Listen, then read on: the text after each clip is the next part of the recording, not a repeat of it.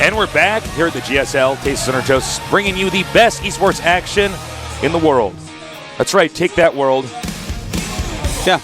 Yeah, world. What are you going to do about it, world? World, you can't even catch up, I'm sorry. They can't. They're like, oh, all right, glaciers are melting. Whatever.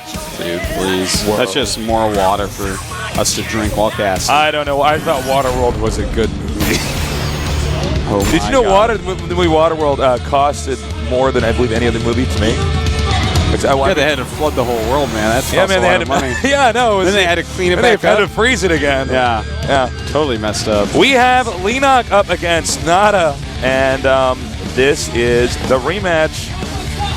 Nada spamming start there. Yeah, he's spamming start the game, and we have started it because we are so scared of Nada that we will just do whatever he says. Of course. Leenock, for those of you who are new at the GSL, he is very young. He is a very, very young player. So we kind of got this young, badass new school player up against about as old school as you can get. Yes. So it's going to be awesome. Let's do it. Don't do reactor aliens, Nada. Make me happy. Here in Korea, the mecca of esports, we are bringing you the best esports action in the world. That's right, world. Oh, you're tearing down my jungles. We're destroying species. Listen. I got it. In the bottom left, we have FXO Leenock. We actually do care about the environment, by the way. No, we don't. Yeah, we do. Yeah, we do. Yeah, we do. On a serious level. In the blue, from StarCraft I, he's here to prove himself in StarCraft II at the GSL Code S. His ID is Complexity Nada. Yeah, you know, we certainly do care about the environment. In fact, I just bought a plot of land in the Amazon so that they couldn't cut it down for paper and stuff. And instead, I'm just going to have them burn it down so that I can grow some corn there. There you go. What a hero. See, we got some Nada supporters. That gentleman is from Sweden. Yes. But I bumped into him earlier. Yeah, a lot of Swedish people. He actually he hangs out in Thailand, though. Oh, that's awesome. Yeah. Thailand is amazing. Thailand's an amazing place. So, you know, if you do a lot of computer work, you know, web design and stuff like that, you basically live anywhere. All right, let's look at these results. Not at 10% now. I guess that's not surprising, but it's weird for probably people like you and me because we're so used to Nada being such a force to just somebody to fear in StarCraft 1. Yeah. So this is a real indicator of the public's view of him now. He's had a few moments in StarCraft 2 where he's almost made it. He's almost done it. But it hasn't happened yet, and I would just about give anything to see him actually go ahead and win. He did get the scouting drone. As you see, Season 2, as I was mentioning, 2-1. Yeah, that's when he took off his jacket. He's only wearing a T-shirt today. So if he loses Game 1, he's going to have to take his T-shirt off. Well, God, that would actually wouldn't that scary. just be amazing? I would just look at him and cast his muscles. We would cast all I'll cast all those muscles. Wow, look at that. Right now, his bicep is flexing, and it's not an 8-pack. He has like his a 16-pack. tricep is so big, it looks like there's a baseball hidden inside of his skin. I mean, wow. What comes after an 8-pack? It's like I don't know. It looks like he has a bag of marbles under his skin. It's just like 100 little like muscles on muscles. It actually doesn't look good. Yeah. I'm like, wow, no, that doesn't even look good. I like put a chestnut on his stomach and he breaks it. How does that work? I don't know. It's not even like in anything. Wow, look at the consistency with Nada. This is what we were talking about with him in StarCraft 1. I mean, he's not ever out of Code S. No, he's always there. So I guess, based off those statistics, we should assume that he will stay in Code S. However, his opponents right now are all just doing better. Well, here's the thing. As long as Nada wants to practice some, he will be in Code S because Nada is actually, of all time, across all esports, he is the longest running Superman. He was in the Kespa top 30 in StarCraft 1. Yep. For like what was it, 7 years? I think it was actually 8. Like basically from its inception to the point where he was obviously had quit StarCraft for months. Unfortunately, he does not win on Daybreak according to the statistic. No, he doesn't. He doesn't like this. He doesn't like this map, so this is not a good start for him. But Terrans in general don't care for this map as much. Yeah, I love playing PvT on this map. Yeah, I just feel like I can hold, for so long. And, even ZVT, we see a lot of games that go to the max unit compositions. And if Zerg can get a small lead going into that and they go Broodlord, it can be pretty hard. But Nada this game is actually going for Reactor Hellions into Banshee. Okay, nice. With 2 gas, so that's pretty cool to see. Yeah, he did also kill the... excuse me, he did kill the creep tumor, yes. Yeah. Leenock actually speed about to finish, and he is getting a lot of lings out. So he may be able to go ahead and surround some Hellions. Leenock is a player that mixes in. He's great at macro games. He's actually really good at everything, but he mixes in a lot of aggression as well. Not just all-ins, but like semi-all-ins, where he's like, well, I just have to do a certain amount of damage, and then I'm in a pretty good spot. Oh, man. No, surround.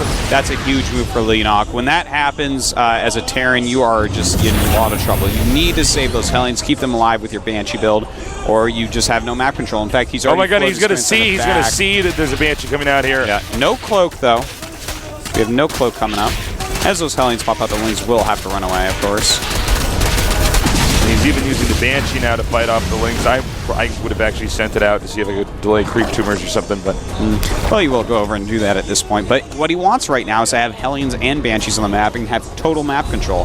And between those two, you can do things like micro against the Queens, and, attack them with Banshees when they turn to fight. You attack them with Hellions. It's just... It works out really well, but... This time, not going to work out so well because, well, he already lost those 3 Hellions. So map control is actually Leenock's at the second, but Nada definitely can take it back. And in fact, Nada adding a second factory and another command center. I think we might see Nada go mech here. Well, I think he might as well. I don't think Bio is going to work, especially after he loses those 3 Hellions. I think he, might as well turtle up and try to win this in a long, dramatic, drawn-out game. And a lot of smart macro players like mech for this map.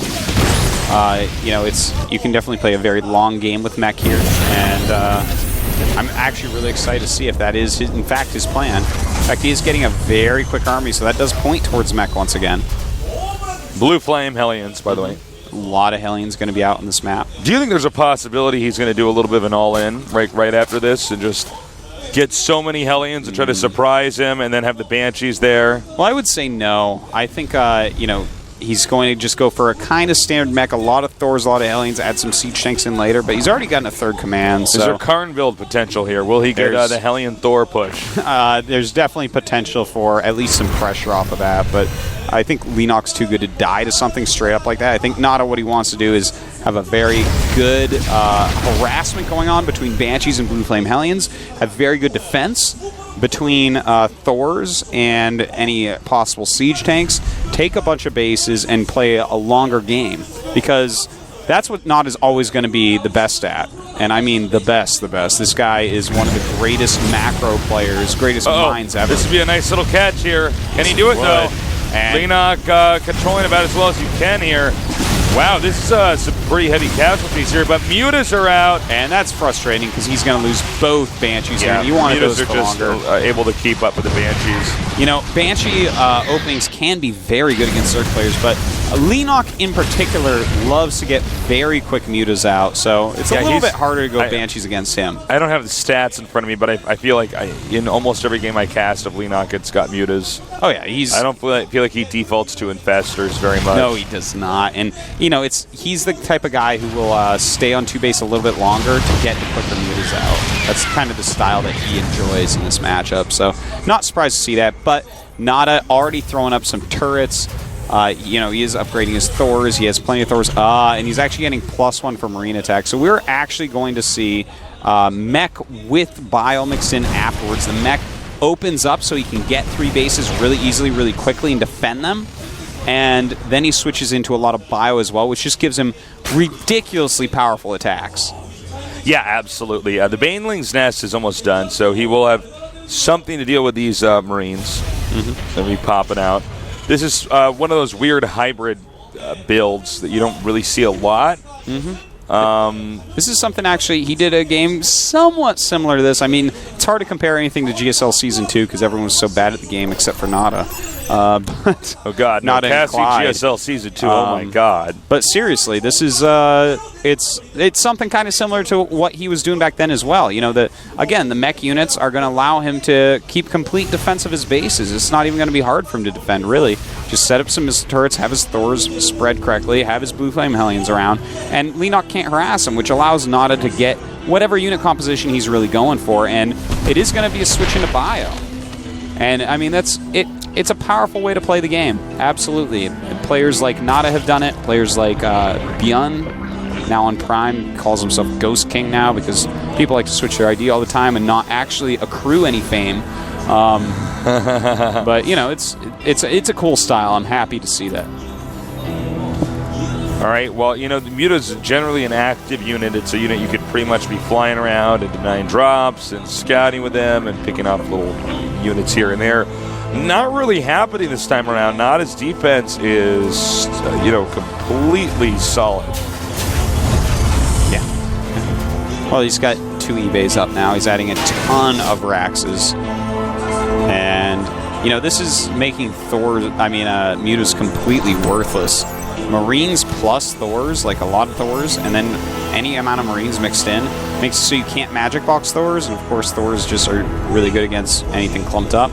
So the Mutas are just completely worthless. He only has 8. He stopped making them anyways, and he's switching into a lot of upgrades and infestors for Roaches and Lings while getting his Greater Spire and taking the map. So Leenock's playing a beautiful game here as well. Yeah, Leenock looks like he's already setting up for victory, taking that 5th base, the kind of positional base, the Xel'Naga Watchtower base.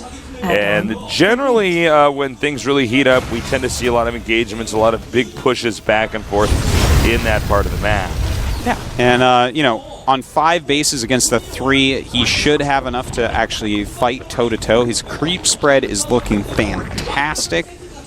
And Nada's just going to have to look out for a big switch into Broodlords, because right now, basically we have him maxing out on Ling, Baneling, Infestor, Roach, which is going to be fine. It's going to be a good composition for now because we don't have a lot of siege tanks out. In fact, for siege tank count, we only have 2. So basically, Nada's going to have to micro, you know, as hard as he can against these Banes. Hold on, though. We do have this magic box coming in here. Wow, good moves here by Leenock, catching Nada out in the open before he should be. Nada out in the open with a sub-max army. Oh my God, Nada just getting manhandled. Yeah. He's not even going to pick him up in the medevac, which is surprising. You know, that was definitely a huge mistake for Nada to actually be out that far on the map. It's okay to poke around a little bit, but he was entering Leenock territory at that point. And, of course, Leenock is going to be maxed right then. And when you actually open up with some sort of mech opening into economy, Zerg can economy quicker and better than Terran, so you have to wait till you max out, and Nada just did not do that this game. Wow, things are looking pretty bleak for Nada right now. He's trying to relocate this base down here. That's not going to work. He has this group of SCVs running around the map that, you know, they have no real way to get home. If he catches them, he's in big trouble. And Broodlords are on the way. So Leenock, again, just dominating. Yeah, he's looking really sick. Wow, indeed, very sick. Good fungals, and even taking those out is going to be so worthwhile. He does have Broodlords already, making more as well. Look at that, a lot of them do in fact fall in. He wants these Roaches to die, at least some of them. You know, he's not going to give them away completely for free, but he's looking to trade Roaches right now to free up supply for other stuff. Leenock's basically playing completely perfectly at this point. His whole game, he's just played a completely brilliant, great game, and Nada is not actually keeping up with him. He's just not. He's made mistakes, and Leenock hasn't, so Leenock is getting way far ahead. In fact, max supply against just about 100 for Nada right now. Well, this is A complete and total disaster. I do not see Nada lasting more than 5 minutes. I think. Yeah, he has enough Broodlords, and it looks like he does. What is that? He has right now 8 Broods. 8 Broodlords. And from here, it's just going to be Brood Corruptor with some Infestors mixed in, and just Lings to use up the rest of his minerals, basically. And that army composition is going to crush anything Nada can come up with right now. In fact, Nada has 1 Viking, 2 Medivacs. Then he has some random Marauders and random Marines. He's just, I mean, it's sad for me to say because I love Nada more than I love even you, Tasteless. I understand, I don't blame you. Yeah, man. But he's been completely outclassed by Leenock here. All right, so this is this moment where, I mean, how do you deal with this? How do you stop this? Well, you don't let Leenock do the damage he did to you early on. Yeah, losing that 1 group of units was like basically it. He needed to hit a max timing attack, and that is not something that he did. Moving out with that amount of supply, that random group of units, not going to be any good. And as we see, he's getting crushed here. Not as actually just going to have to GG. Yeah, this is just... Wow, GG. Yeah, you know, Nada is the underdog coming into this group. He has not been as successful lately as these other 3 players. And Leenock shows him that, hey man, if you are not putting in 100% of your time, 100% of your effort, StarCraft II is getting to that point where people are becoming true badasses that just dismantle people. Yeah, he seems a little bit out of practice. I think, I was surprised when I saw him leave a bit prematurely. Yeah. Out of his base. Yeah. Of course, Zerg is going to be maxed out when you're at 160 supply. Yeah, if you are going 3 bases against Zerg, really with either race, with any race that you're going 3 bases, as soon as you say that, Zerg can go 3 bases and still do some sort of aggression, be around the map type of thing. They play the game differently, okay? It's a different race, it's swarming race, but the second that you're like, hey, look at this, I'm going for units that take a long time to max out on, and I'm taking a very quick third, you actually cannot go far enough away to lose a group of units against Zerg, because Zerg will take more bases than you and max out quicker and kill your army. That's the difference between mech and bio. If you lose mech, you are in so much trouble. But losing bio, they are replenishable. Yeah. So just going for that Thor composition and losing those, I mean, right then Leenock was like, oh, I guess I win this game. Yeah. All right, well, we'll see if Nada can do better next game. It's going to be on Entombed Valley. This is a map that a lot of Zerg players do not like. DRG has said, for instance, this is pretty much his least favorite map. Let's see with Leenock, though. Leenock definitely has a very different style than DRG. So, you know, aggressive Zergs that tend more towards aggression than the their macro brothers, in general, have less of a hard time on maps that aren't as good for Zerg. Right. You know, that's just the way it is. So, reality coming to you. In your face. Bam. Take it or leave it. CDT, Leenock against Nada. Nada just not up to par right now. Maybe you could change that in Game 2 and Game 3, but right now, I got to say, it looks like Leenock's got this one in the bag. Tasteless and Artosis. Tastosis, the casting Archon, bringing you 6 StarCraft II action here at the GSL Codes.